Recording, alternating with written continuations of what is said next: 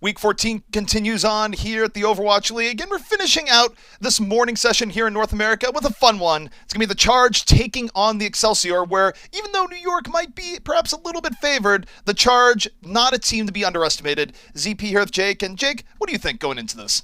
Oh, I couldn't be more excited for this matchup. I think this might be the matchup of the day, at least of these 3 games that we've just casted. Even though it's our last one, I think we might have saved the best for last, ideally, because New York Excelsior, they're a team that had this incredible start against Shanghai, and only through some very cunning adjustments by the Dragons, were the Dragons able to take that series. And likewise, the Charge have been having really strong games recently, destroying Seoul in a 3-0. So I think this is going to be a very, very interesting series. And look, the DPS lineup right now for Charge, quite interesting. Happy's out of the lineup. We're seeing Eileen and Nero together, suggesting that maybe we'll see a very, very fast, aggressive composition come out from the Charge.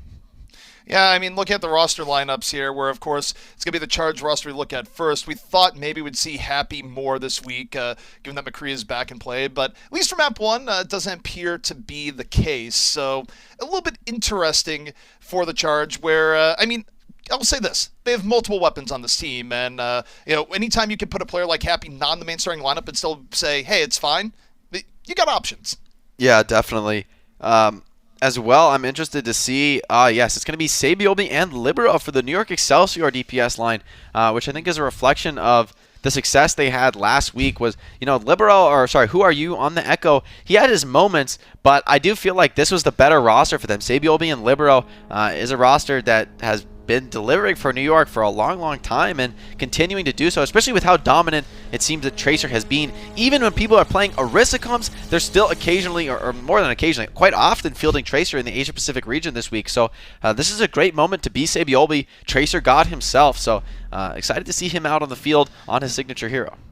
Yeah, for New York, it's very interesting. I think Who Are You is a very talented player, but I also feel like Who Are You is a player that has very high highs and very low lows, whereas I look at a New York game with Who Are You, and I'm anxious. I'm nervous, not knowing what to expect. But anytime Libero is in, even if he doesn't have some of Who Are You's highs at points, he's always consistent. Like, it's so rare to ever look at Libero and say, oh, Libero had a bad game. It just doesn't happen very often. So the starting lineup for New York, if nothing else, it's solid. Yeah, and Libero's Hangzhou is a force to be reckoned with. I think that might be one of his best heroes, at least in my eyes. So it makes sense if New York feel like they want to bring out an Orisa comp anywhere on this map, or a Pharah comp that could go a very different direction with Libero. But that's what makes him such a valuable player, is he's very versatile within that role. He can play the more core, slow DPS, the projectile DPS, or he can go for a faster dive style.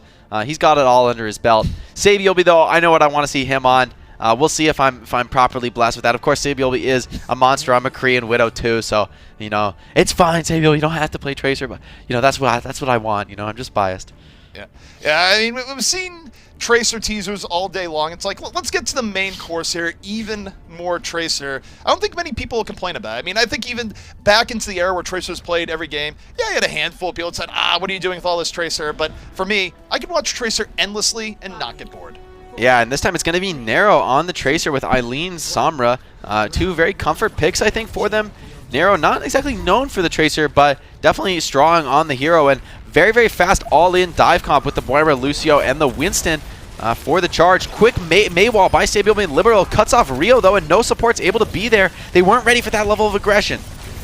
Yeah, the early cutoff set up by Libero. Rio, nowhere to go, and New York, it's just standard. They're going to go, get a quick first control, and now the Charge have to deal with breaking in versus May. This is the look that the Dragons gave that worked out so well for them on the first round of Busan. The Symmetric Teleporter plus Lucio Speed Boost means you get to point as fast as humanly possible. There's no comp that's going to beat you to point, which is such a big deal in the KOF math. Nice preemptive Teleporter by Sabiobi. If his team gets in trouble, they could just use that to rotate, so I really like that choice. New York, just good solid pressure, not overextending, keeping the shield up. The Charge looking for the opportunity to dive in. They're running something that needs to dive in New York, but they haven't been able to find an opportunity to do so with good HP. Now they're looking to isolate Mono. Mono just backing out. Good isolation onto the Winston, so New York able to shake the pressure. Yeah, and Charge is forced to reset. Rio is really far behind, only 35% of the Primal Rage. Such a crucial ultimate, and the clock is just ticking up here for the New York Excelsior. Libero almost has his Blizzard, so can be a huge shutdown. Choose Coalescence, though. This is a great moment to initiate. Coalescence out, Hoppa's low, Narrow with the finish, set up by Shu. The Charge up here in this fight. Blizzard out from New York trying to retain control, but it's a little bit too little, too late. The Charge in a very good spot right now. They have to be careful not to overdive, but if they're clinical about this, this should be their point. But Arrow gets caught! And Charge might have overextended a bit here. Now it's in question, but they are still keeping control, but that got scary for a moment. Yeah, Charge gets to the flip, but still 60% in favor of New York. The big positive here is that Saebyeolbe didn't have his sound barrier, or sorry, his shield wall available in time, so now Eileen's EMP can be a pretty straightforward shutdown on that ability. Ooh, Charge got narrow, heading off to flank. The pulse bomb set up. He's looking for it now. Eileen meme on the front. EMP hits 4, forces out the barrier. Anamo right there, keeping New York very healthy in response. And what more do you want in response to a Sombra? Yeah, that's an absolute perfect beat, but nice pickoff by Eileen on Saebyeolbe. If Saebyeolbe gets the Mega, I don't think he's falling at all in this fight, so that pickoff is huge. It's going to enable the Coalescence to come in as Charge commit to keep control of the point. Charge dropping the beat, it only hits 3. Narrow to the back, pulse bomb. Hits the supercharger, not much else. The Charge, though, still working their way back in. Mono can't escape. Jonak under pressure, 15 HP, can't get away. Rio on the chase down. And the Charge maintain control all the while. Huge pickoff onto Saebyeolbe there. It looks so impactful going into the long fight. Because Saebyeolbe's down, there's just no damage pressure on point, and the Coalescence is way too much heals for just a hero like May to chop through. Libero has another Blizzard charged up. He's really getting those up very quickly considering he's playing against a dive comp. And Jonak as well as the Coalescence. So this fight should be very advantageous for the New York Excelsior. New York looking for the retake right now. Charge in the driver's seat. Libero, Blizzard is up. Saebyeolbe for now playing more with the team. New York going to go for the point drop down. Now Libero just looking for the timing on the Blizzard. As a Charge rotate around, not giving any clear clump with which to drop the Blizzard. Not just a matter if you can find one isolation pick or not. Charge doing a great job of buying time here. Mono gang very low. Forces out the Blizzard here from Libero. And Chara gets caught. The Charge are doing a great job of playing around, but Chara out, it's a little bit more difficult. Narrow though, into the back, finds Mono. And the Charge are trading out very well here, Jake. Saebyeolbe versus Narrow. Who can get more in this scrappy fight? This is Tracer's stomping grounds. Jonak staying alive though. With the Coalescence, it's Narrow who finds the next pick of the fight. This is so critical. Narrow running wild, but so is Saebyeolbe. This is anybody's game. What a stick from SBB! From downtown, Saebyeolbe lands the stick. And this is where Tracers thrive, these late game situations where you get cleanup. Eileen stops Saebyeolbe in his tracks. And now we look at Narrow, gets the cleanup onto Mono, rotating around. The Charge looking to take round 1, but New York still on the point, still delaying, still hoping for a miracle. Saebyeolbe is going to be back up too. No, they get off the point. That fight was over, though. The Charge just outplaying there. Narrow getting a little bit more done. Saebyeolbe, what heroic gameplay there on the Tracer. Absolutely coming up huge, but just barely not enough. Overall, I really liked the Symmetra strat. I thought it had good potential, but playing against that all-in dive, I think, is a really rough matchup for Symmetra. Pretty difficult for her to stay alive in the long fight. Has to be so cautious about moving around the map, and that's not what you want to do on Symmetra. You want to be hold W, hold M1, and just run it down mid, get torqued up. And now potentially some double builder coming out from New York Excelsior. Please, New York, please do this to me. I need it. Let's go. The Charge, they have no idea. Is this happening? This is 2020, everyone, and the Symmetra only there for the opening. But hey, we still got Torb. Still, I like the Torb a lot. Torb, a much better answer to the dive comp. So durable, and as well, the turret is extremely annoying for these diving DPS. They don't want to stop to shoot a turret. It's very annoying for heroes like Tracer and Sombra. They're not efficient at all at taking it out. Turret is also in a really nice spot here where it's annoying for the Charge to deal with. New York can play around it. It means that when Charge dive in, they really have to commit hard and get a target fast, or simply not going to be successful. This is a great positioning right now for New York, and could give them first control even if they lose first fight. Now the Charge looking in, they deal with the turret, but Jonak finds Chara on the outskirts, so this is a little bit problematic for the Charge. Yeah, Orisa is getting a ton done. At least this time, Rio is able to get a lot of charge on his Primal Rage, but mid-fight is going to go the way of New York Excelsior. With the Orisa Torb, that's exactly what they need. This comp is so dominant against dive. I think the Charge, they're going to really struggle when it comes to taking out the Torb. Saebyeolbe was a bit of an easy pickoff playing Symmetra. He's got no defensive utility on that hero, but now he's on the Tracer, so he's back in his element. Libero on the Torb, of course, we know how good he is at that hero, and I think the matchup stylistically is just way, way better for Torb here. The Charge, they have their work cut out for them. I think a key here is going to be the EMP when Eileen is ready, but they have to spend a lot of time poking here. More progress. It's going to head the way of New York. Oh! Saebyeolbe, fancy move. Shu already out of the fight. Here comes the Pulse Bomb potentially. Saebyeolbe is going to hang on to it for now. Doesn't need to do much with Shu out of the fight. No, he loses Coalescence as well. The spam from Libero was perfect. Coalescence wasted. That's a death blow to this comp. Only 50% for the New York Excelsior, but losing Coalescence at the start of the fight, that is worst case scenario on your initiation. That's such a critical ultimate. It's really the way you sustain the dive is with a Coalescence. So if Jonak or Animo can dodge this EMP, it should be pretty easy for the New York Excelsior to survive. Mono Supercharger already down the charge. Have found a way in. Jonak out of the fight. Libero going to counter here and make the ground all blue. I'm not sure anyone's stepping in it. The Charge now looking for the way in. They play around the Molten Core. Mono is out of it. But the Molten Core has delayed things a bit here, Jake. New York is still getting a lot of progress, even as they're slowly losing the fight. Yeah, they're just going to try and delay to 99. Saebyeolbe is going to be the last one on point, just touching for the last bit of the life that he has. But what a huge hack by Eileen. If he doesn't catch Jonak here with the default hack, that very easily could be the end of the round. New York could have secured the point there. But because Eileen finds that, they're able to be so conservative with their ults and get the flip essentially for free. It cost them a Primal Rage, but Libero invests Molten Core, Saebyeolbe invests Pulse Bomb, so great economic flip as well as getting control of point. That's an ideal turnaround for the Charge. Do you think you stand the Torb here for the retake?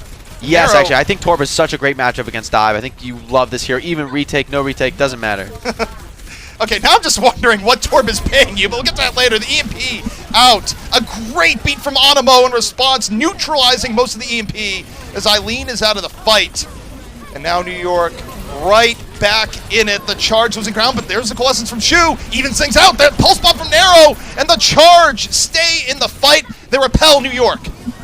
Both teams committing a ton of ultimates, but Chara able to hold on to the sound barrier, and even though he dies, it's great discipline from him. Elects to let himself fall, knows that how important it is to have that sound barrier available for the last fight, and of course he's playing Lucio, so there's no question he'll be back into the fight on time. I do think the Torb is a good pick here, but it's going to be really difficult to deal with the sound barrier. Sound barrier into no counter ult can be pretty devastating. This Winston is going to be able to zap to his heart's content. It's going to be easy to finish off his Primal Rage. And I think their Charge is just open with the barrier early here. They're doing just that. Beat hit 6, and Jonak's already on the ground. The Charge looking very, very healthy. Shootout gets caught, runs in the Torb in a dark alley, and suddenly, New York, small chance, but there's Krong. Eats the Pulse Bomb. Libero, though, charged up. Molten Core all over the point to New York. Still trying to grit this one out. It's doable here. Jonak is back into the fight. Saebyeolbe and Libero being healed up on point. The turret as well. That's 7th man. No crowd, no more crowd to be your 7th man. This time it's got to be the turret. Saebyeolbe gets hacked, but manages to blink back just in time.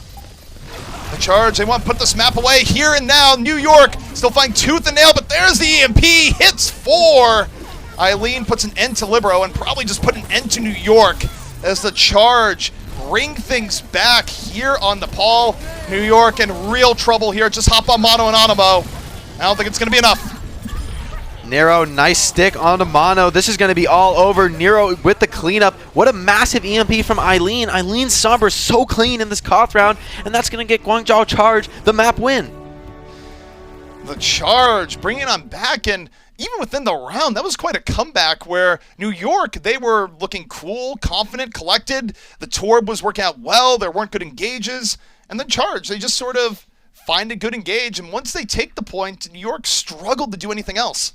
Yeah, the retake was really brutally difficult there. I wonder if they could have fielded a different hero like a Brig, but then you run into your own problems. If you drop Lucio, then you're so slow crossing past that Winston. He's going to get Primal so quickly. If you drop the Moira, you're really low on healing. So bit of a damned if you do, damned if you don't situation for New York. I think what really punished them was that the fact that Charge is able to get the point flip without committing their ultimates. Because Eileen gets just the default hack onto Jonak and gets that pick really before the start of the fight. New York can't actually commit, and they end up sitting on all these ultimates they would have liked to use and would have liked to drain some of the bank from Charge. And that means Charge is able to hold point with EMP in the bank, which is a really amazing turnaround given the fact that the last fight was pretty much instantly lost by the pickoff onto Shu as he cast Coalescence.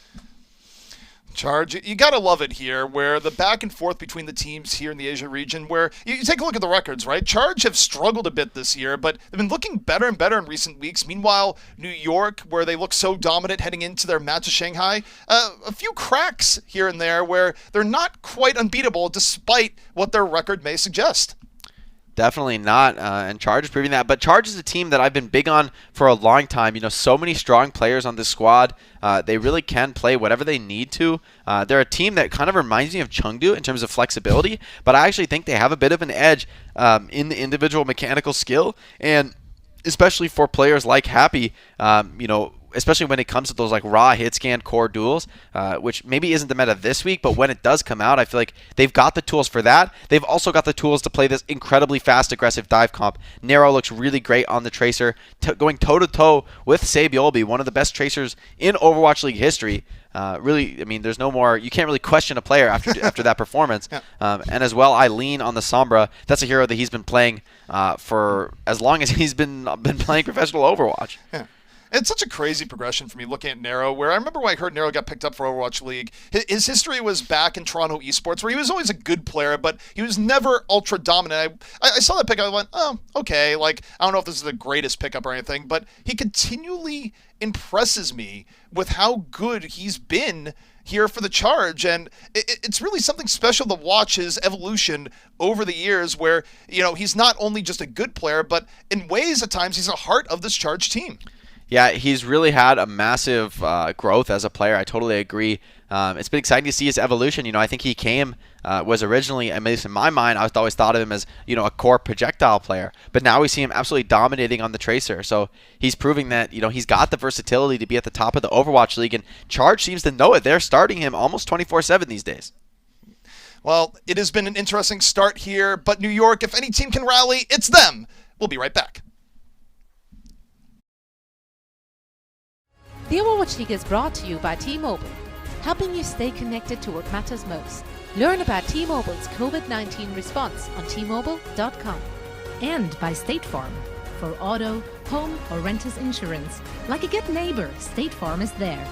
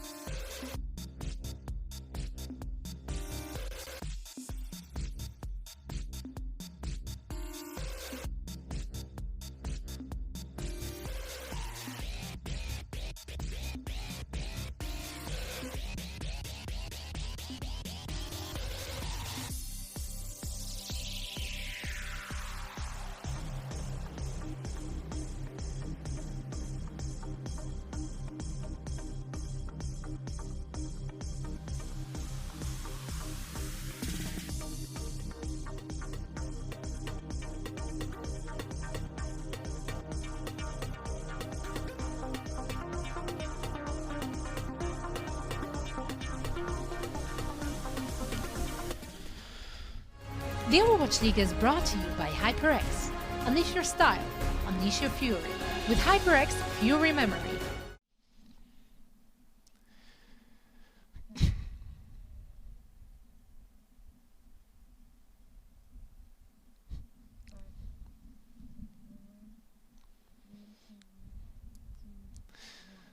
The Charge are taking New York to task here in the Overwatch League, where New York, as dominant as they've been, the Charge, they are surging, Jake.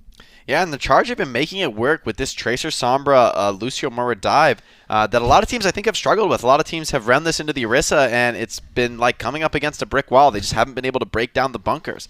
But New York there, even when they played the Torb, which I think is the ideal matchup against that Tracer Sombra comp, even then, constantly these backliners for New York are getting picked off. And that's all thanks to, in my opinion, Nero and Eileen getting huge openers, whether through the hacks or the quick pickoffs.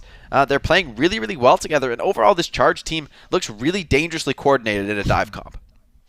Yeah, and I think if you're a New York fan, again, you're a little bit nervous looking at this where, okay, New York, not really a team that loses a lot of regular season games, but the Charge looked very, very good in that first map. I think when you hang your hat on right now for New York, you go to the idea that, okay, New York, perhaps a little bit more consistent as we move to other game modes where, just the fact that New York has been together for so long can really shine relative to other teams, but right now, I think the way Charge has been playing dive has been very, very impressive. And New York, they had a calculated response, but it just wasn't enough.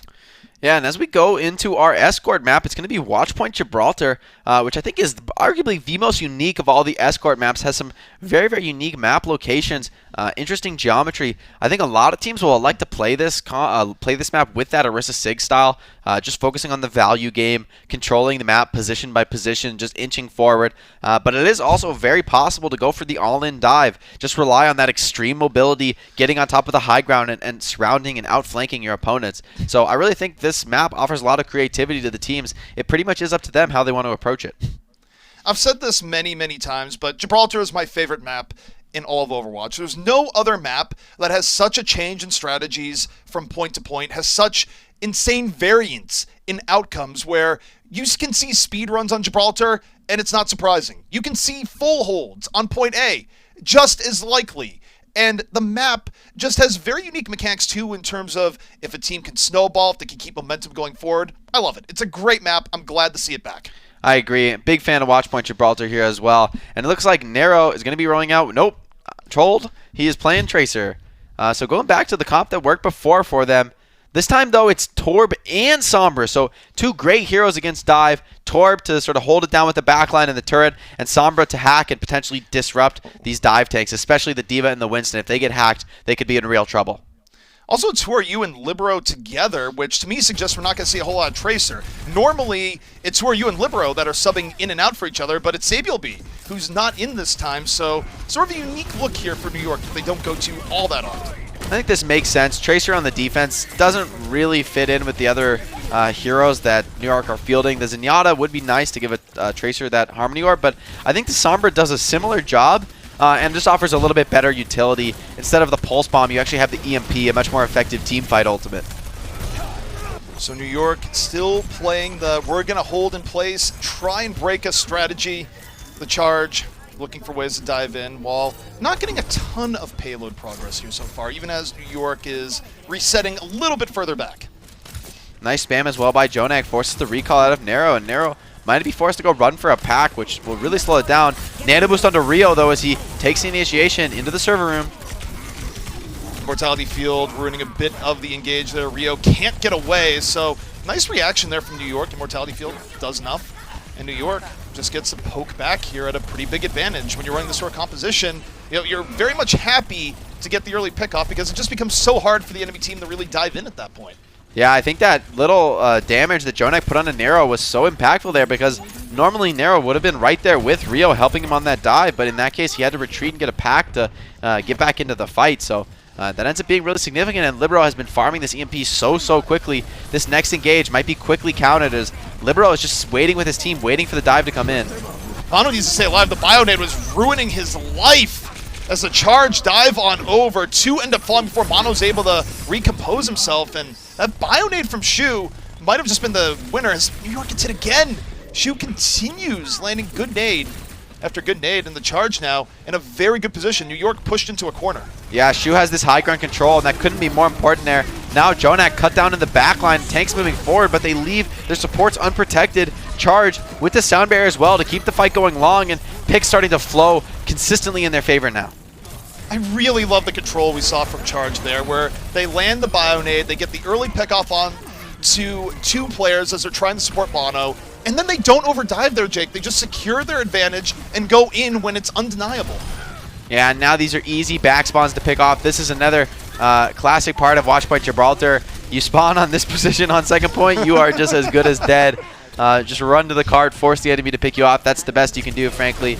Now getting high ground control are the Charge, and even Libero falls. Oof, this is some really rough stagger. And this is a one-time opportunity for the Charge. If they let New York back in, trying to retake point B is going to be difficult. So for the Charge, you want to get over this point B hump as quick as possible. Oh, Eileen with this EMP. There's no obvious counter here. If he gets a big one, this could be a quick second point for the Charge. This could be the map here and now. Eileen drops the EMP, and Jonak is erased. Animo down. There's no more healing for New York. Both supports gone. And this is where Nero can feast. Takes down Who Are You. A pulse bomb still in the tank. And it goes directly on the Orisa. Not going to be long. Yeah, just wants to help burst down this Orisa as quick as possible. Get that cart moving again. It seems that New York were able to contest the cart quickly enough, though. They might get another fight here, though. Nero trying to pick off Jonak before the fight. Wisely decommits there. Doesn't want to fight into the double healers supporting each other. EMP from Libero could turn things around, but New York has to get to the point. Stall in from Who Are You? And Mono eating a lot of damage on the way in. Libero drops the EMP, not in time to save Mono, and the Charge just shrug it off. Eileen counter-firing, and Jonak dropping the Transcendence on a whim and a prayer here. New York, though, down so many players, are not able to make the most of it. They just survive. I'm not sure that's going to be enough as the Charge continue to remain in control. Yeah, as soon as the trance ends, players start dropping like flies. Libero does turn it back around. Self-destruct very passive, and Libero finds another. The amplification matrix with a Sombra. Such an incredible amount of damage, and it's Who Are You back on the Tracer this time. Still trying to hold on to the point, but Charge, a few more picks for them, and that's going to be enough to secure it. They get point B, and they do it all in one go, Jake, where we're talking about the unique parts of Watchpoint Gibraltar, and that more than anything else is it, where you want to get through point B with momentum. It's one of the most definitive parts of the map, and now the Charge have 3 whole minutes to finish out the map. Yeah, they've done exactly what they needed to do, as you laid it out, ZP. And what I'm worried about now for the New York Excelsior is that they're fully reset on support ultimates, and on top of that, they've got this Batiste. I can't help but feel this is a pretty awkward pick in a dive comp. The Batiste and the Ana. Ana makes sense, you know, got big value cooldowns, but the Batiste seems like he's a bit on an island here, especially with Eileen's EMP about to come down. New York right now is just struggling to breathe. They need a moment here, a clean team fight where they can set up defensively. They have not had that here so far, and it's been the Charge just setting the tone all round long so far. EMP out from Eileen. Mono down as a result. Who Are You tries to equalize. Both teams down 1. And I look to Who Are You? Going to the back, trying to chase down Winston. Rio, though, just leaps away. Hoppa, demect. New York, again, struggling to do anything to send the Charge back. Yeah, so much map control here for the offense. Rio picks off Hotba in his DMAC. Now Rio just trying to make the most of this nano boost. Keep pressuring the back line here. He is naded, but EMP gets nothing there, I believe. EMP hacked out by Eileen, canceling Libero's cast in action. So this fight still live for the Charge, potentially. But the New York finally starting to get a little bit of breather, finally out of the corner, to use an FGC term, because we just watched the world's longest combo, the Charge on New York. But New York still alive, just a portion of their life bar left. Yeah, Krong taking the long walk off the map here, taking the reset. And I think let's see what happened. I think it was the default hack that canceled this EMP, and yes, it was. Oh. Great work by Eileen, targeting that enemy Sombra and baiting out that ultimate. Still, though, pretty fair fight here for the defenders, and you know, this Batiste and Ana actually starting to really work its magic here in the long sideline. The Charge, Rio just gets annihilated. Down and out, full HP to 0 before you can even blink. So New York bringing some focus fire to bear. 1 minute left for the Charge, and a lot of the time has been burned off here, Jake, after the Charge was once rich. Yeah, you know, I was questioning the Batiste pick, but there with Jonak and the Amp Ball, I mean, we've talked about this player as a DPS. He's so dangerous on every flex support that he plays. So give him the double damage. You can trust him to make use of it. He is hacked, though. That could be potentially big. Puts Jonak off to the side, at least for a little bit, but Shu caught by Libero. Eileen in return. Both teams down in Ana, but Eileen's getting a little bit more done to the back. Sets up Narrow to win the Tracer v Tracer. And this is looking quite good for the Charge. They move on in. New York, though, they do have spawn advantage. Can they delay things out? We're going to have to see. Libero close to the EMP. Chara has a sand barrier as well. This interaction is probably going to decide the round right now. Self-destruct is out from Kron. There it is! Hoppa! The bomb to the back! That was the jolt to life New York needed. It's not over yet, but it gives them a chance with the EMP. In from Eileen. The Charge saying, no. We're still fighting this tooth and nail. Rio, Primal Rage, making space on the payload. New York needs to get back over. 0.87 left. There's the EMP from Libero. New York charging out of the spawn. Both teams fighting tooth and nail as overtime continues to tick down. New York swarming over the point. The Charge staying back over, but it's Onabo on the side. 2 key pickoffs. And New York about to hold the Charge back. This Ana and Batiste holding in spawn, they're so difficult to evict from that position. That's probably why they're fundamentally at least playing this composition where they think it's so strong, is that final spawn door hold is so deadly. Able to get tons of value on the amp matrix despite having not really any DPS that make use of it, nor tanks. It's pretty much just Jonak and Animo, but those two together really getting all the value they need out of the amp matrix as well. The immortality field's coming up huge. Those fights were looking really good for the Charge, consistently getting a lot of kills, but no matter what, they were still being traded back and forth. So even though Nixel were trading down, they weren't getting even trades. You know, Charge coming out on top. The fact that New York have such a big spawn advantage means that if they just get a couple kills, as Hotfit did with the self-destruct, that's all they need to get the win in front of their own spawn like that.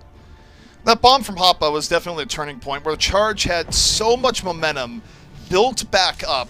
New York was about to get stuck in a nearly unwinnable just rush out of spawn. And what does Hoppa do? Hoppa relieves the pressure, ends up getting 2 down, and it's just enough for New York to find their way out of spawn, to start fighting things back against a Charge team that so far has looked very, very good. It is difficult to keep a team like New York off balance the way Charge did, but you look back at points A and B, New York was struggling to just get their footing. Yeah, and it was only really that bomb from Hotba that I'm pretty sure saved the game for them. I think they would have almost certainly lost last point without that. But now, ooh, it's going to be potentially an Orisa Hog comp coming out. Nero is going to really struggle here. Even the Mercy to pocket Libero. Ooh, I mean, Nero has a Mercy pocket too, but the McCree is so dominant in this matchup. Who are you going to mirror the Echo? That is a bit surprising to me, actually. I think he's going to struggle against a Sombra.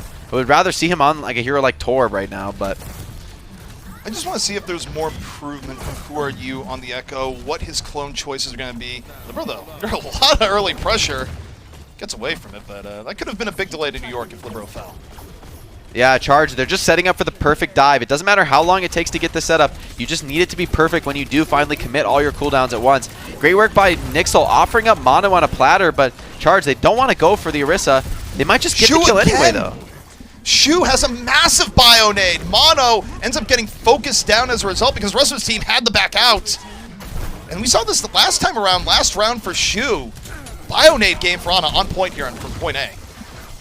Yeah, and this is a big fight win for the Charge. It's going to buy them a ton of time to start charging with those ultimates and get a big advantage. There's Who Are You onto the Torbjorn. As I predicted, I think a much better answer to the dive comp. I think the defensive Echo here is going to have a huge edge if you take the mirror match. Not only having the Mercy pocket, but also defending. But there's Libero with a quick pickoff. And now no Sombra. The dive is going to be much neutered here from the defense. It's going to be Shu's Nano Boost pretty much exclusively to enable the divers. And that's why I see New York just walking onto the payload like they own it, because for at least the next 10 seconds, they probably do. Rio charging in off the Nano. Goal here, delay a little bit more, keep New York off base. Bionade comes in, Who Are You and Libero, and a lot of danger as a result. Still able to back off and heal, but that buys time for the Charge to be up to a full 6. Who Are You finds Rio. New York all over the point. The Charge forced back, and the Charge are not able to contest. And now we look to see how point B is set up, and this is bad. This could result in quite a stagger. Yeah, I think this comp is really, really strong here coming out from the New York Excelsior. The McCree Torb is just so strong against the DPS that are being fielded by the Charge. And, you know, on top of that, you're running a Mercy as well. And Mercy as a hero fundamentally is kind of just a bigger all-in on your DPS. It's just a way to double down on the DPS you're already picking. But I don't think the DPS are in a winning matchup here for the Charge. I think McCree and Torb are going to have a pretty easy fight here on their hands. We'll see if the EMP is enough to turn this, but Jonak almost has his chance to counter. Also, Echo finding room to work with here in point B is going to be difficult. I think Nero's staying on it mostly for the fact that Duplicate is up. New York, though, they've gotten so much progress here for free before Charge has felt comfortable going for the engage. EMP is out, only hits 2. Libero Mono able to shrug a lot of it off, courtesy of Jonak, up the Transcendence in time. And Rio just gets focused down. The Charge in a lot of trouble here. Chara already down. New York looking formidable, and nothing the Charge is doing right now is working. Hotba getting a ton of value with the whole hog, baiting a ton of cooldowns onto him, and that's a quick second point, an even faster time than Charge Rad at this point in the map, and McCree Torb are just snowballing. At this point, it's desperation mode for the defense. I like this switch from Nero. You need to get off the Echo at this point, but Tracer as well. This is not going to be easy. I mean, yes, you can pick off a player like Jonak, but you know that's only because Jonak's playing Zen. You're also going up against Jonak. Like, Jonak can pick you off, you know? Like, it's far from a one-sided matchup when you go up against a player like this. I love the respect in your voice there. It's just like, I've played that matchup. That's scary. No one wants to fight Jonak. Yeah. Rio, though, looking for the way in. Mono already taken down. Libero slept on top. The Charge looking for any form of stabilization they can get right now, even if it's a sleeping cowboy. As Eileen looking to go up to the back. Primal is committed, though, and they're diving in, but Hoppa finds the pick onto Eileen. Crawling trades to Libero, though. This is favoring the defenders with a quick response. Yeah, the defenders here happy to trade out the way they're doing right now, especially if it's a 1-for-2 trade. Jonak, though, we'll take a look at him on the side. Scary stuff for anyone. Hook in from Hoppa, not quite in the right position to fall through, and Hoppa's in danger. Shu again! The Bionade setting up the finish. And Shu has just been a wonder for Charge here so far. Yeah, I would like to see Hotba switch off to a little bit more of a team-oriented tank in this situation, but apparently they're still feeling confident in the Orisa Hog, still feeling confident in their ability to get picks. I do think this is going to be pretty difficult to do, especially against like the Ana. You know, so easy to shut down Roadhog with a sleep or a Bionade. Either of those abilities is just really deadly against Roadhog. And a 5-man EMP from Eileen! And Jonak, he tried to transcend the deal with it, but he was a little bit too far away. Nero ends up getting 2, and oh man, what execution coming in from the Charge. And I mean, decent effort by Jonak, but too little, too late. But the trance might end up being worth it as it's kept the DPS of New York alive, and they're still fighting. Nano onto Nero, trying to take down the backline, but even Nero is pushed out with the Nano boost, and he's killed by Jonak. Nano doesn't help you there. I think the problem here for, oh, who are you? Gets Krong. New York, they got delayed for a bit in the corner after losing 2, but they fight their way back out. Even if they weren't able to push in the Transcendence, it kept them alive in on the push. Now Libero looking for the Deadeye, the lockdown, the spawns. Skulls popping on up, finds Chara, and New York finish it out right through point C. It's 1-1. We got ourselves a match. That we do. Finally, Echo coming out, but completely stuffed by Libero and Who Are You. The Torb swap, I think, was exactly what they need. Glad Who Are You made that decision. I think it was pretty much the perfect choice. Torb is actually such a strong anti-dive hero. You know, Sombra, of course, your hack can get broken by the auto turret. And in general, these heroes don't like breaking turret. They don't like going through armor. So pretty much every part of Torb's kit is ideal in facing a dive match.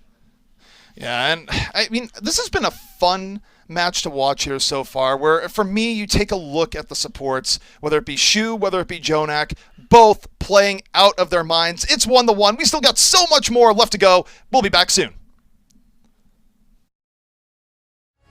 The Overwatch League is brought to you by ZipChair Gaming, the official chair supplier of the Overwatch League.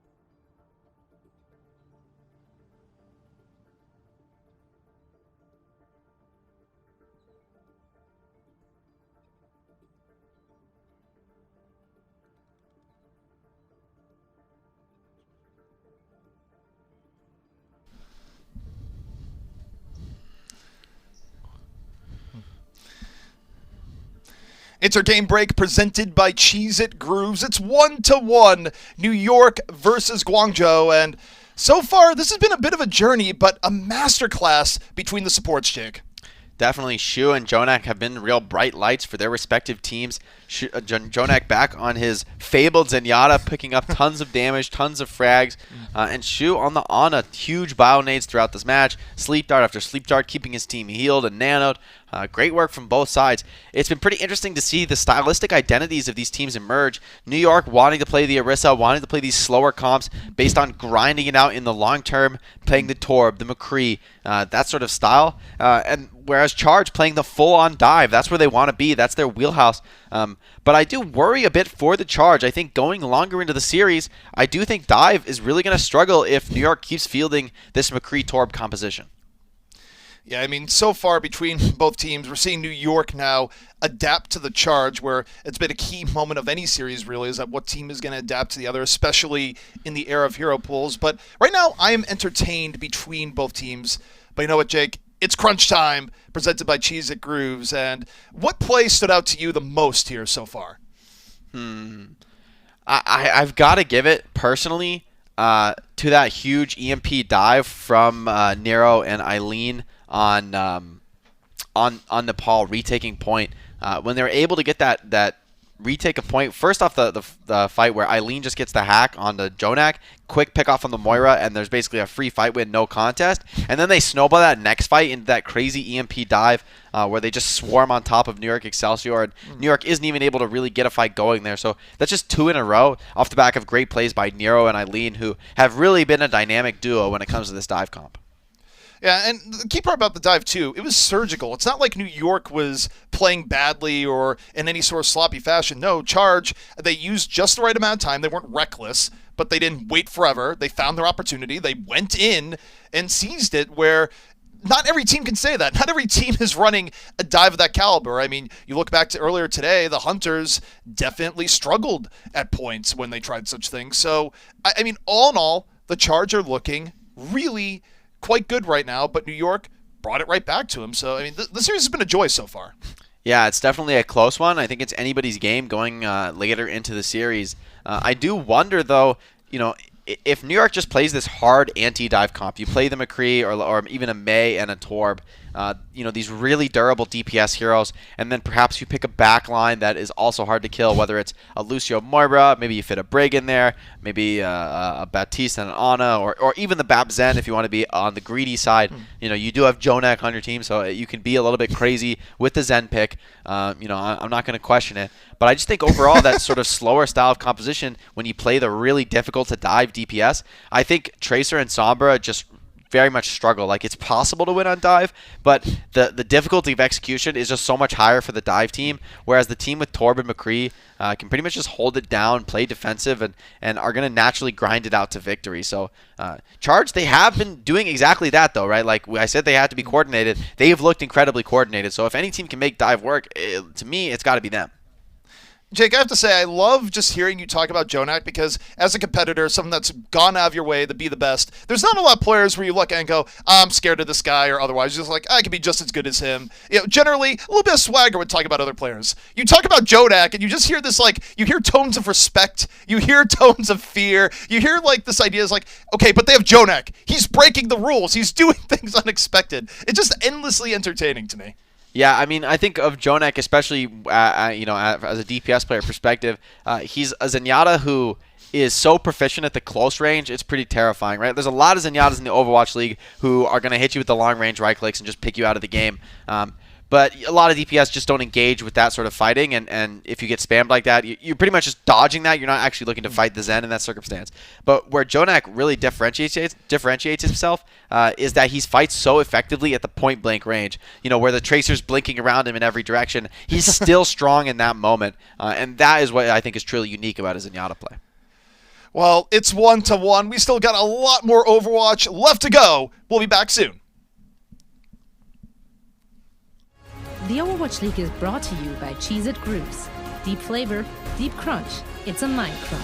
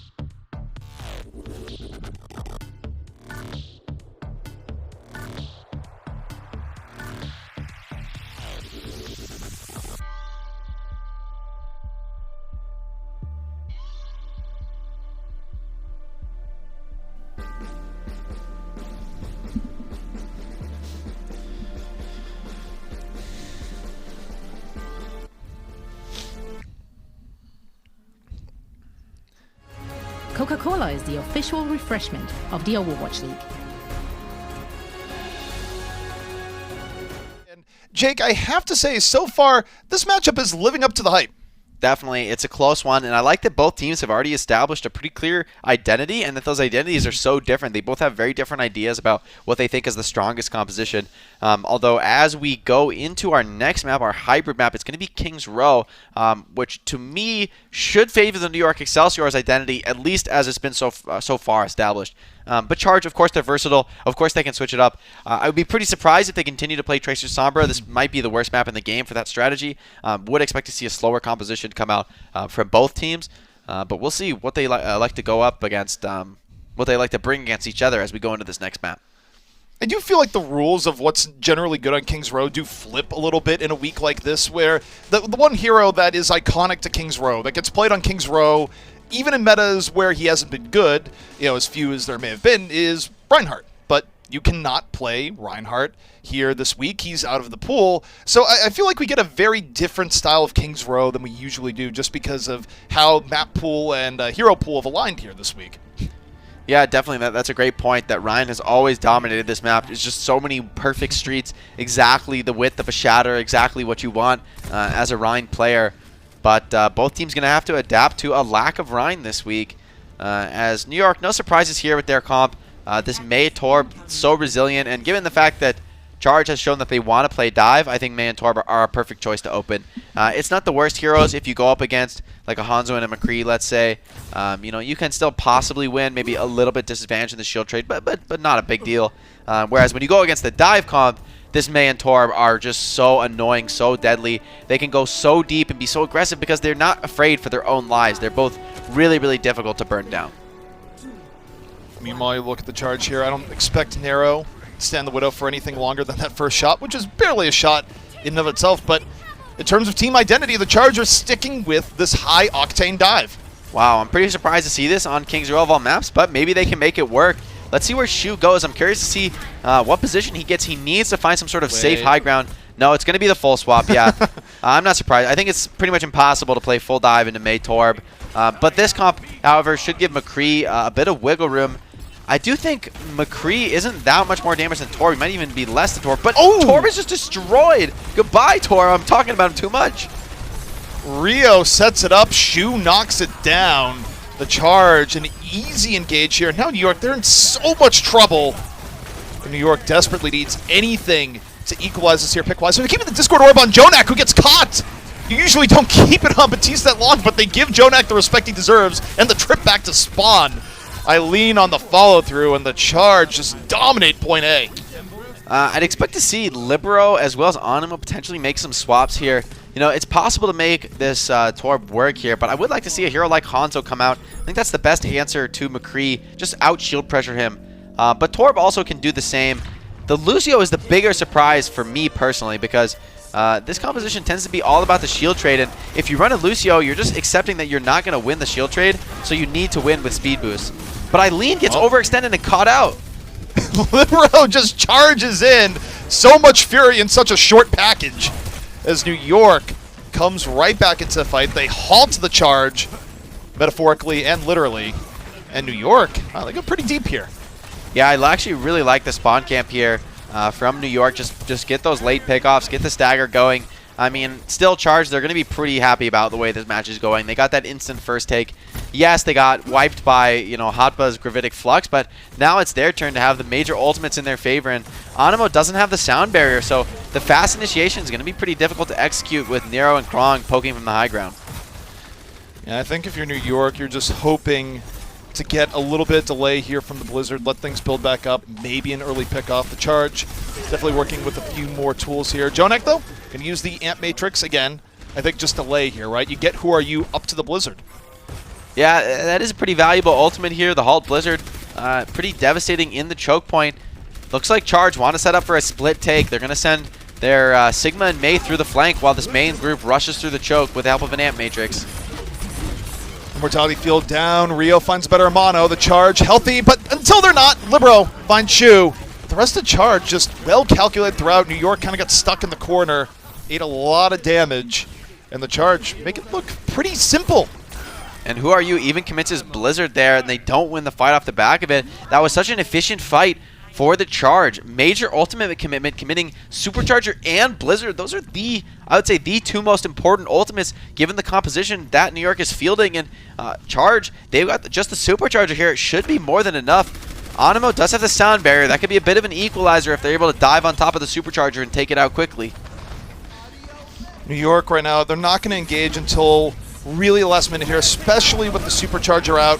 We're going to drop the Molten Core here, buy a little bit of time.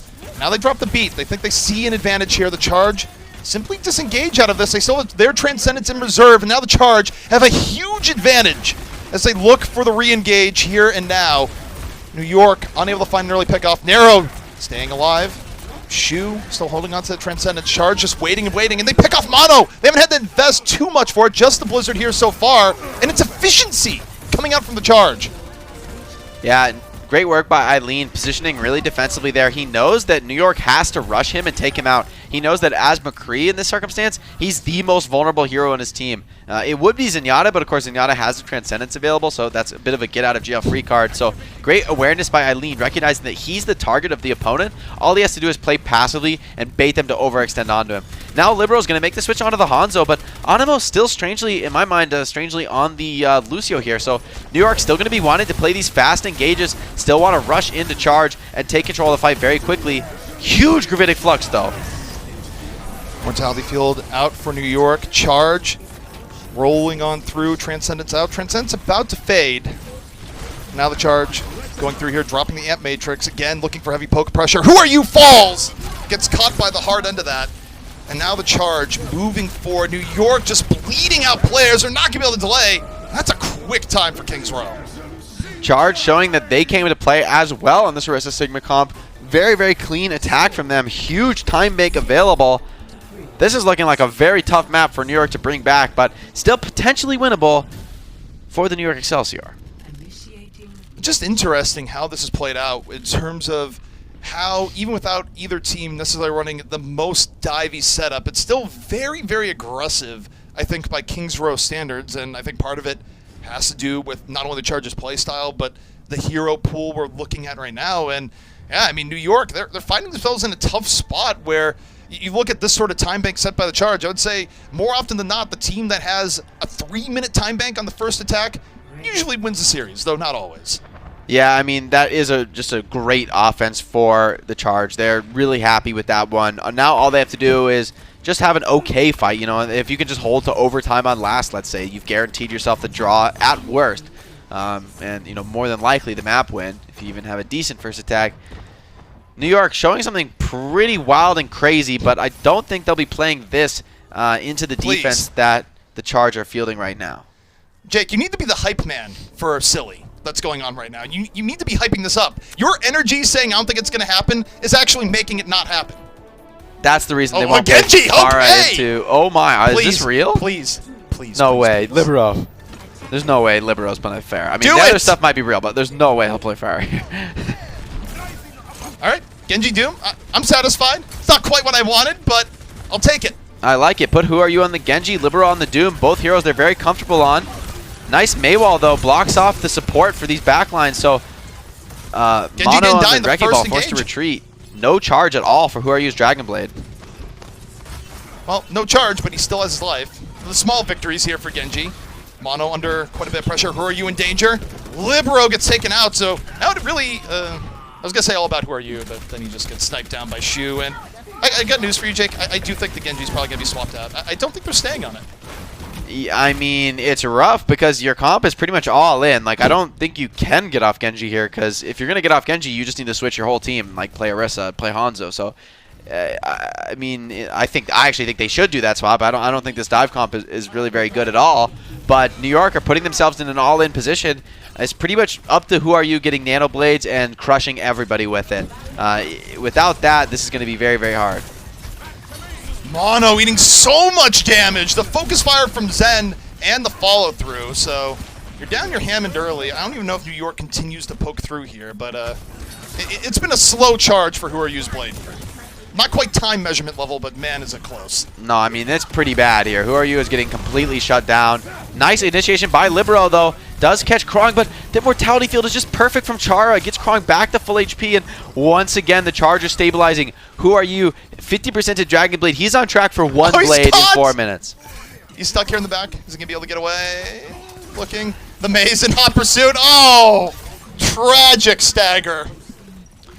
This is really rough because it's so awkward for Jonak. Like, do you commit the nano in the next team fight? Whoryu doesn't have Blade. If Whoryu can get to, like, let's say 80 charge, then he can just take the nano and just go for finishing it off with his first dash. But that's far from a secure play, especially when Shu has a Transcendence, Chara has the Immortality Field. It's not easy to get kills, even if you have the Nano Blade, which Whoryu isn't ready for yet. Whoryu, 70%. Playing away from the base, 76% in through the building. Mono again under heavy pressure from the Discord. Is Mono going to get away this time? Nothing else. He's forced to find. No, Eileen finishes him off. In New York again, struggling here on the dive. And Jake, it's times like these that I thank God I'm not a telepath, because I would be on the floor from the anguish of New York fans right now watching Genji. Yeah, this is painful, but finally New York have built the ultimate combo they're waiting for, which is the Nano Blade, and they've got the rest of their ults available to support it.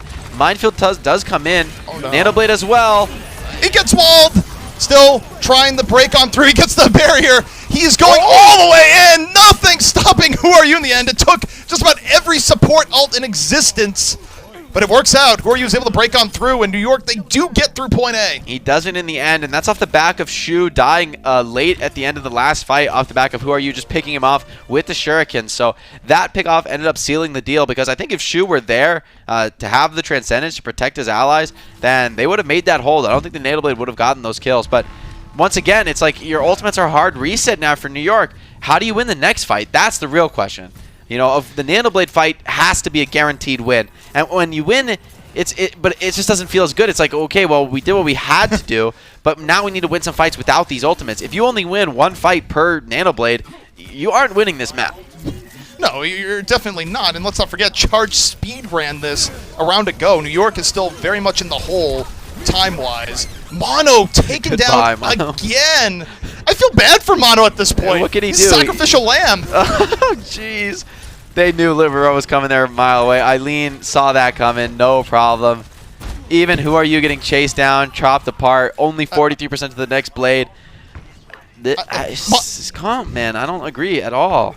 New York, you're crazy. Like I'm watching Mono, and I feel like I'm watching depressed Spider-Man, just like walk through as everything's exploding. But finally, we do get a comp swap here from New York.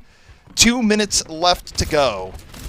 Yeah, but, this is a must swap. They can't keep playing the Genji stuff. There's no way they'll win the map with that. So this comp, though, but now they're hard reset on almost all their ultimates. It's going to be Hotfoot with the self-destruct, who's got to be an absolute hero, and he's just going to send it. Oh, self-destruct. Deals the Immortality Field. Nothing else. Eileen, though, over and in. Deals with Animo. Transcendence still on him. New York, though, able to bait back a bit. Eileen overextends. In New York, finally getting a little bit of traction here. Comp swap working wonders. Yeah, nice bomb by Hotba. Sent to the backline, forces Rio to just basically run it down mid to avoid dying to the bomb, but that cost him his life as well. So damned if you do, damned if you don't for Rio. And now the cart finally started to get a real amount of progress here for New York as they've moved to capture second point.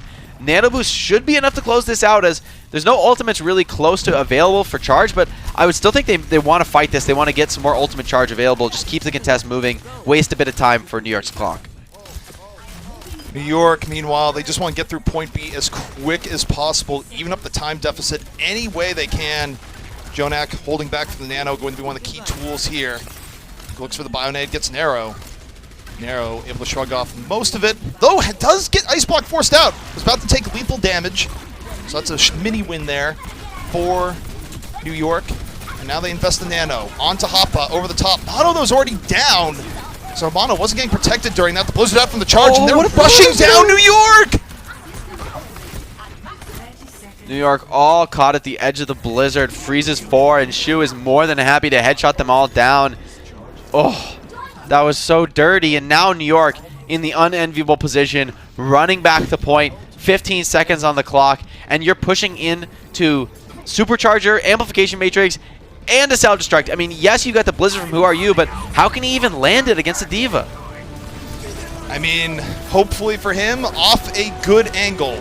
Hoppa, though, demeched immediately. The barrier coming out of desperation. Who Are You's Blizzard is eaten, just to add insult to injury.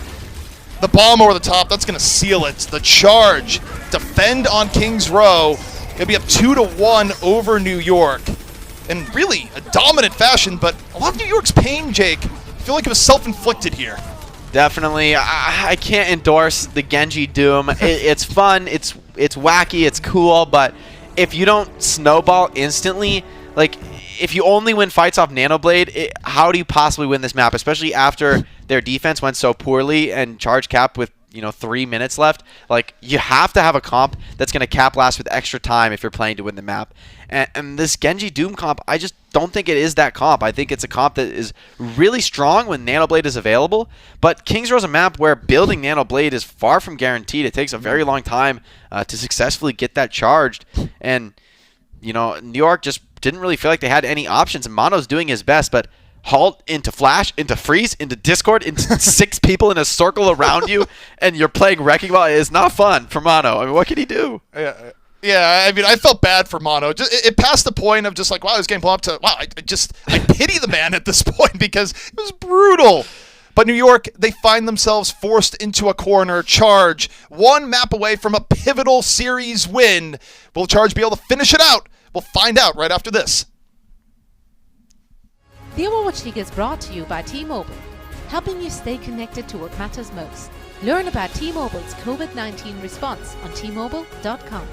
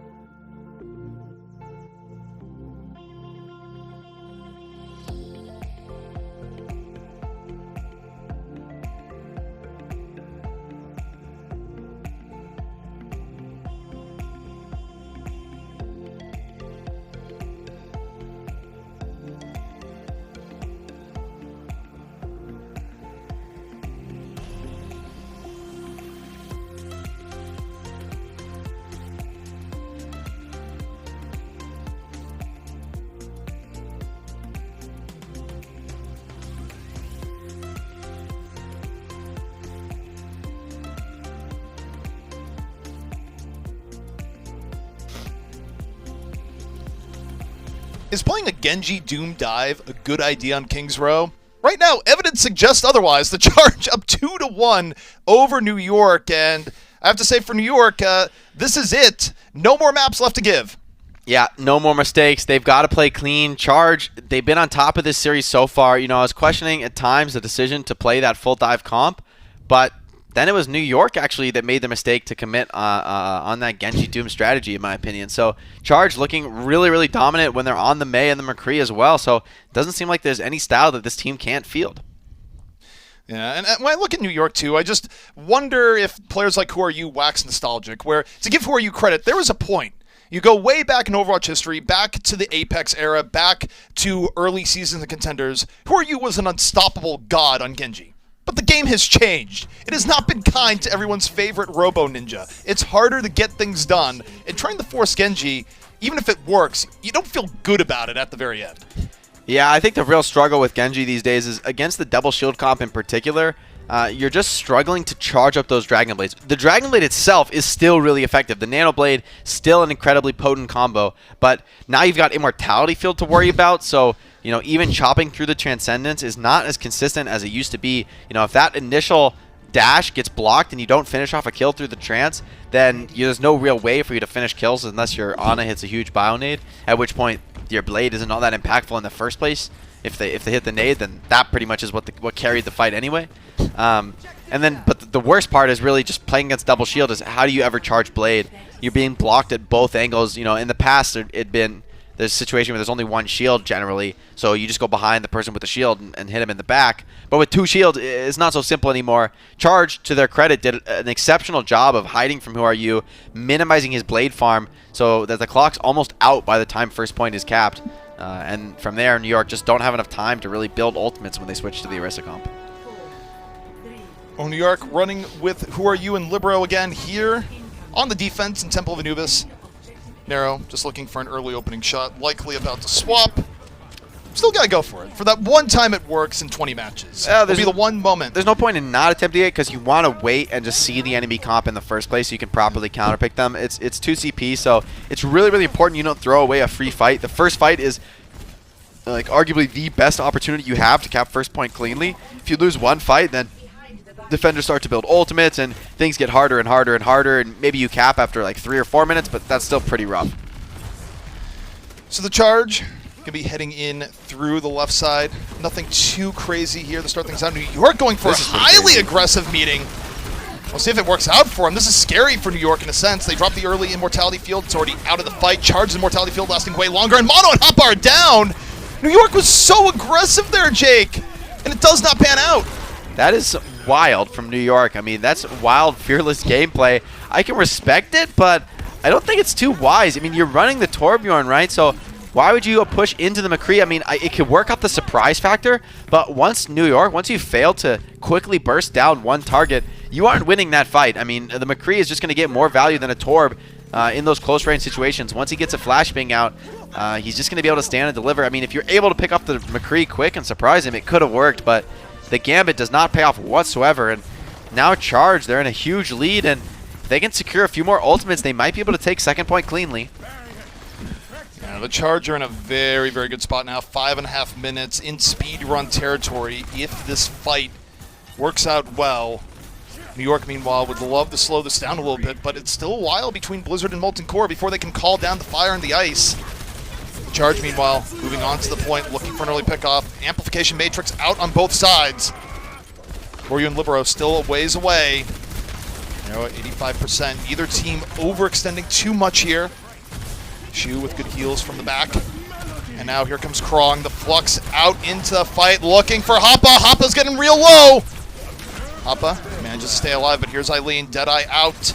New York getting forced back, and Libero gets caught! And now the Charge in even better position. New York down 1. The Blizzard out from Narrow. It's zoning them all out. The Charge are in a fantastic spot. It's only Animo to the lay point. Eileen picks off Jonak. Krong finds Animo, and now Libero on the Torb switches to the Doom, but this is too late. Libero's not making it to point. All right, Jake, I'm going to have to ask you, the B-psychologist, here for a moment. I need your honest opinion for how well New York usually plays and how mystified they looked on that defense. Is New York boomed right now? What is going on? Or is Charge just playing out of their minds? I honestly, second point, I don't think New York misplayed too hard. I think it was really just on the Charge having a very, very clean attack. So I wouldn't say that's like New York's mistake. I would just say Charge are playing incredibly well in the offense. But when we go back to first point, I do think that is a little bit wild from New York. I mean, rushing into the small room where the Torb turret isn't even active and doesn't even shoot shields. It actually has no impact whatsoever. Kind of strange to me. I mean, the point of running the Torb is to play off the back of that turret, is to like play the spam game and try and get some quick headshots. But they rush into the McCree, which it could work out. Like, it's the surprise factor, right? It probably isn't the most optimal way to play, but that also means that maybe Charge would just never expect New York to make that play. So that might be New York's idea, that it's just so out of left field that they could get a quick kill and start snowballing the defense. But whatever their thought was, the Gambit, of course, didn't pay off whatsoever. And now Charge is in this great position where they don't have to even care so much about first point. They can give up first point and not worry about it whatsoever and just rely on getting a good hold on second, just building some ultimates. And I think that's why they have this Lucio Moira. So they're definitely going to get a Coalescence, definitely going to have a good fight on the back of that ult. And I don't like what I'm seeing, ZP. Is Genji Doom again. I mean, I think, to be fair, it's a lot better on Anubis than King's Row. So I actually think it's not so crazy to be bringing it out here. On King's Row, I do think it's kind of insane. But, okay, yeah, please. Thank you, New York. Please make this game close. The VC investors saw what was happening. They pulled the funding. They just cut it off at the knees. They said, no, we're not investing in this again. It's over. Go run your McCree May. I don't want to see it again. Yeah, and now it's going to be up to the Batiste to get a ton of value here because if Shu gets that Coalescence up quick, I think they're going to be able to just run over the Batiste in contrary to New York's failure to rush in. Although the big difference here, Hapa as well in the Sigma, there's going to be a major spam advantage for New York, but a major initiation advantage for the Charge. And the Charge, they hold further back, unlike New York on the last defense. Though New York doing a really good job of fighting their way through, taking the high ground. They get Rio down, and Libero finds room to work with. So New York, they get through point A nearly as quickly as the Charge did. And New York, they've now set themselves up for a quick point B take. And I don't know, Jake, this could be one of these classic 6 points to 6 points if New York is able to keep up this momentum. Yeah, I actually don't love the D.Va pick from Krong. I'd rather see him on the Sigma. I do think when you're in the mirror match that the Sigma just gets more value and the potential to stun D.Va is really significant. The big difference, though, is that Shu is going to have this Coalescence ready in time, I believe, to get this fight on second point, whereas New York in their hold, they didn't have any ultimates available to make the defense. New York dropped the wall a little bit early. They go for the swap. They decide to run it down mid. New York moving forward, and okay, Mono's done. Done immediately. And Rio there in the follow through, and New York not quite going to get the momentum that the Charge did. Yeah, D.Va getting a lot of value in this situation. I still hope Krong switches over to the Sigma, like even with the Moira. Okay, now let's switch over to the Batiste. I really hope Krong switches to the Sigma, but obviously I want him to use the self-destruct first, so ideal situation for the defenders here is get a fight win off the back of the self-destruct, maybe Convest the Blizzard as well just to lock it in, and then switch to the mirror match and just grind it out, waste a ton of time. The Sigma Orisa mirror, just even if you lose fights, even if the attackers cap, it's going to take a long time because they have to break your shields, they have to grind you out, whereas D.Va is a little bit more susceptible to getting picked off. Yeah, I mean, I think for the Charge, the only upset they have is that they can dive a little bit harder with the D.Va, but I completely agree. I think just the ability to fight the poke battle, to slow New York down, not let New York quickly get to left side the way they're doing right now would be advantageous. But hey, they do have a bomb here for this next fight.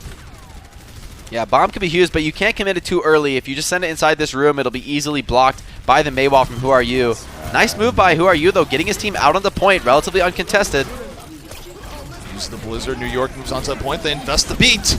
Looking for that on-point first kill. The bomb is thrown out. New York adeptly dances around it.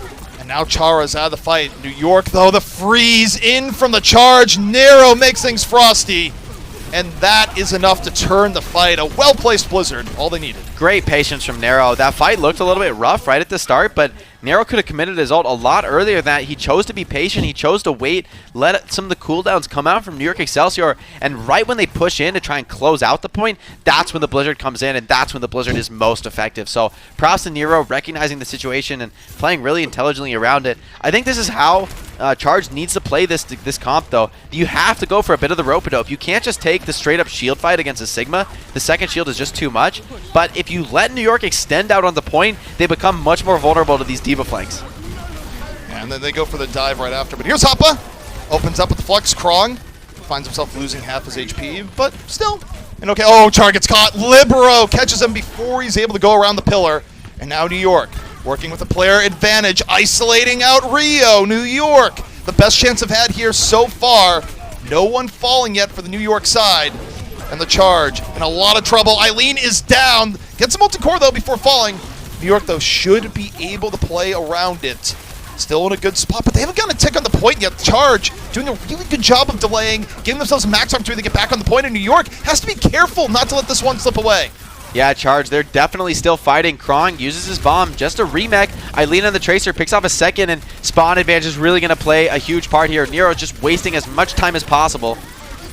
Ooh, this is getting ugly for New York. They've lost too many here. The Charge on the verge of flipping this one around. The New York, they dropped the Supercharger. They're more back in control. They've stabilized after losing a few players. The Charge going to be able to get back out again. It's on the wire. Krong gives up his life. New York, just about there. Good stabilization. Char out of the fight. And the Charge now, how much longer can they delay? Just wasting time now for sure. This is pretty much unwinnable with the stack New York has on point. New York, nice recovery there. Dropped a couple players. Things were looking potentially a little rocky, but Mono Supercharger, Libero staying alive. McCree, I think, the most important hero in that anti-recontest fight. So great discipline by New York, able to get the second cap. So this map still within reach for New York, although the advantage squarely in the hands of the Guangzhou Charge. And you take a look at the time bank. Your Charge, you're feeling pretty good, though on Assault, you can never take too much comfort in that. We've seen all too many times to see a team that sets a quick time getting held on their own attack, a team that sets a slow time rolling through and having two perfect attacks. So New York definitely not out of it again, but it is worth noting that this is must win. If the Charge take this map, the series is over, and what many would consider to be an upset. Yeah, I think this is a pretty close matchup in my mind. I mean, maybe it's because I always have felt like the Charge are a really strong team and that maybe a bit underrated. New York also a strong team. I wouldn't say they're overrated. I just think I think they're both going to be strong playoff contenders come the end of the season. I'm actually really excited for playoffs and even for the upcoming tournament format because I have no idea who's going to win. Like, I don't think there is, in my mind, like clear favorites. I don't think anybody is in my mind, guaranteed to dominate or strongly favored to dominate. Like, a lot of the top teams can take games off each other, can take maps off each other, just any given day, you know? Yeah, especially as the meta does change from week to week. But now New York, they're going to the attack again. There's no zaniness here in showing a Genji Doom. They head on out on the May McCree, which was executed very well last time around. Once again, Krong on the D.Va. I would love to see him on the Sigma in this situation, but we'll see if he can get the value here. Get some Blizzard Eats, maybe stifle this McCree flashbang, but gonna be a big spam advantage on the side of New York Excelsior here. Ball comes out first for the Charge, looking for the isolation. Jonak, a bit danger. The flashbang hits 3, but the fall through not there. New York still stay alive. The Immortality Field, so well timed from Jonak, keeping New York alive for a moment, but even with the Immortality Field, it's still not enough. The Charge had a great engage. Yeah, this time the Charge did not give up that key ground. Last time the Charge dropped off the high ground with a few players and they weren't able to retake, but this time they fall back just enough to let New York out and they retake into that corner choke with the D.Va, making the D.Va a lot more effective this time. And Cry actually got a ton done there, so making me eat my words. The way Charge are playing this is really intelligent. It's much more difficult to execute than the Sigma Mirror, but in fact they're getting a ton of value off of it, so you can't really question it when they're able to play it so effectively. I mean, testament to how much Krong did there. 88% on the last fight. He's going to have bomb up in this fight. And take a look at that. Early wall here, helping mitigate the impact of Jonak's application matrix. Still gives New York the high ground. With the Charge, you're able to rotate out. The amp matrix is done. Deadeye out here from Eileen. Catches Libero as Shu gets the rest. Coalescence right down the gut. And this should be the full hold here from the Charge. So significant. Set themselves up to close out the series right here on the Temple of Anubis. Libero on the Doomfist. He's not going to make it to point. Yep, that should be it. That is a fearsome hold coming out from the Charge. So let's review New York's situation right now. They need to have a greater hold than the normal time allotted for point A. And that doesn't win them the map. That just gives them a draw. The New York Excelsior are in real danger. This is like a 1 in 100 hold for New York Excelsior. This is so incredibly difficult to do. Charge, this game is in the palm of their hands, frankly. I mean, there's no other way to put it. New York, they need to have some absolute heroics. And more than that, I really think Charge need to make some errors here because inevitably New York's going to be forced to commit some ultimates. And with 4 minutes, 25 seconds on the clock, there will be a power play for the Charge. Additionally, with only 1 tick to cap, now it actually becomes not so crazy to play a dive comp on first point. You could play a combo like running a Sombra, running a Tracer. Just forcing point is really going to screw up the way New York wants to play. With this Sigma on the defense, New York wants to be holding on that high ground, holding close to the choke, and just stifling that with 6 players. But if you send somebody to point, like send a Tracer, send a Sombra to force point, there's no D.Va on the side of the defense. They don't have an easy way to contest that point, and it's going to be awkward for whoever goes. It might be Animo on the Lucio, but he doesn't really want to do that. He wants to stay with the team. Libero can go on the McCree, but he also wants to stay. Like, nobody wants to split off from the team in this comp. So the point force from Eileen could be potentially really, really devastating to the strategy New York's trying to field here. Well, for New York, it's all or nothing. Do they hold here and win the series potentially in a 6-map set, or do they just fall? History would show that they're probably going to fall, but we'll see if they can defy that fate here and now, as the Charge have plenty of time and not far to go. It's going to be the full mirror for the Charge. I think this is another way to play the situation, right? You have a major time bank advantage, so just play the mirror, but already a great start for New York. Really annoying Charge on their entry and getting a big ult advantage, especially on Hotba, who's cruising ahead of Krong in charging up that Gravitic Flux. New York, they're just in such a weird situation here where they have to be perfect, but as you said, they also have to be aggressive. They have to get some free wins that you normally don't get here. They have to force errors out of the Charge. This is such a difficult situation to be in. And now the Charge engage. They drop the early wall, looking for any pickoff, which would be key. They force out the Immortality Field, but Krong in real danger. Good Immortality Field out from Shu, keeps the Charge alive, saves Krong from his fate. Shu, early Amp Matrix out. The Charge are getting used that to secure the high ground. They take down Hoppa, and with the front line for New York gone, their chances of holding have gone till nil. The Charge over to the point. That's going to be the Charge taking the series 3-1 in what many would consider to be a shock. Animo trolling Eileen, and then the final finish doesn't manages to stay alive till post-time, but it's all the Charge as they take the series 3-1 over the New York Excelsior. New York, they had their moments, but Charge, the stronger team here today. There's no question about that. Yeah, I mean, the Charge, they just looked good. I don't think, with the exception of the weird Genji Doom stuff where I will throw some criticism towards New York, I don't think New York played badly for a lot of the series. I just think Charge looked really, really good, and they're finding their footing about the midway point of the season. Still plenty of time to bring their record up. So for the Charge, I mean, this is very promising, especially with that mid-season tournament on the horizon. Yeah, they're a team. The Charge are definitely a team that I've been bullish on for a long time, but I'm really happy to see them finally really getting the success that I think has always been a potential for them. Now it's being realized. I think overall as a team, you know, even when I like at times I've said, you know, they could play a strategy. I think they could change the strategy. I think it could be more effective. They've proved me wrong. Like, I'd be the first to admit it. They're just playing the strategy in a way that I didn't consider, and I like that they're so inventive about that. You know, they're not playing the same strategies as every other team, kind of shades of Chengdu Hunters of last season, but more than that, more than just playing comps that are out there, they're actually playing to those strengths. They're not just saying, oh, you play your comfort hero, you play your comfort hero, it'll work out in the end. They're actually playing really intelligently as a team, and one example of that would be when they're playing the D.Va against the Sigma, they back up, allow the Sigma to take space, and then they dive on top of the Sigma with the D.Va so that Matrix from D.Va can eat all the damage of all those grouped up Nixel players. I mean, it was next level from a lot of members here on this Charge squad, but we do have our player of the match. It's Eileen, but I'm going to break the rules a little bit, Jake, and also give a co-player of the match in my own mind to Shu, because I also feel the support game from the Charge was next level and competing with Jonak all the way. Yeah, definitely. Shu, an insane player. I think a lot of pro players have seen him as one of the best players in the world, but in the public eye, he hasn't seen that same level of awareness and appreciation. So definitely good to see that he's constantly dominating against the best competition that the Overwatch League has to offer in a player like Jonak.